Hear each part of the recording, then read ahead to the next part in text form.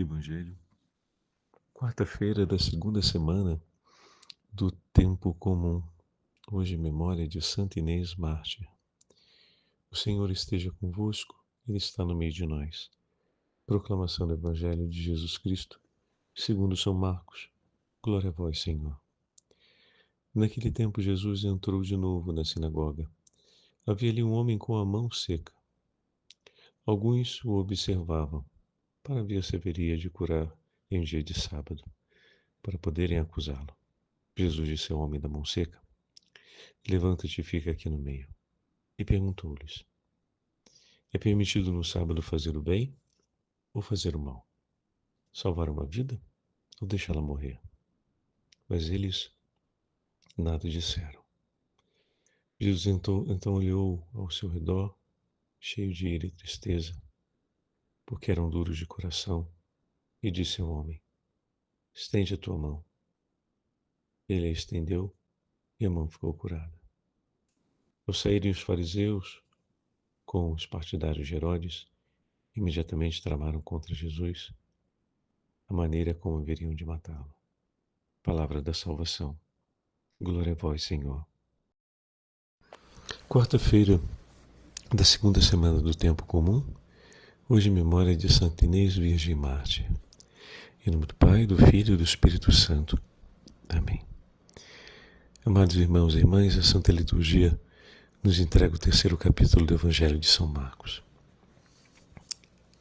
E na narrativa do Evangelho de hoje, aparece de maneira evidente, assim nos mostra o o evangelista, a obstinação dos fariseus e dos mestres da lei em tramar a morte de nosso Senhor.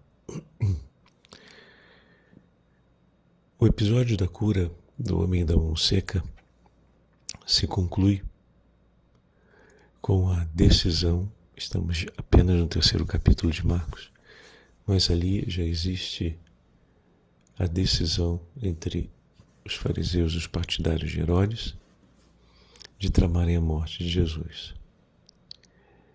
Isso significa dizer que os malvados e os perversos já se levantam contra o Senhor, ou seja, o inimigo infernal, com as suas obras das trevas, não perde tempo. Assim como imediatamente os apóstolos responderam ao chamado do Senhor, deixando tudo e seguindo, assim como imediatamente outros personagens se tornarão discípulos de Jesus, pois farão aquilo que o Senhor disser. Marcos também nos faz perceber que o mal se move rapidamente e imediatamente age em oposição àquilo que o Senhor realiza, tentando impedir que os sinais da graça de Deus aconteçam. A expulsão dos demônios, a cura dos enfermos e o anúncio da boa nova do Evangelho. O mal imediatamente se move para tentar impedir que essas três realidades aconteçam de alguma forma. Porém, o Evangelho de hoje também nos fala a respeito da tristeza do coração de Jesus. E aí nós vemos um sentimento do Senhor apresentado pelo apóstolo. Ele é muito significativo, sabe? Porque Jesus está triste e irado por causa da dureza do coração dos homens. Tristeza pela condição na qual os homens se encontram, porque por meio do pecado, todo bem e toda graça desejada por Deus e disposta por Deus em favor dos homens não acontece. E irado por conta das obras do mal que estão se dando, que estão acontecendo. Dessa forma, Marcos marca para nós o profundo desejo que existe no coração do Senhor de que o bem disposto por Deus em nosso favor possa acontecer.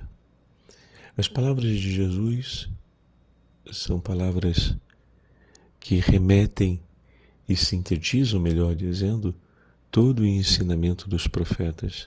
Deus não quer que seus filhos se percam. Deus não quer que aqueles que Ele chamou para si se dispersem e morram pelo próprio pecado.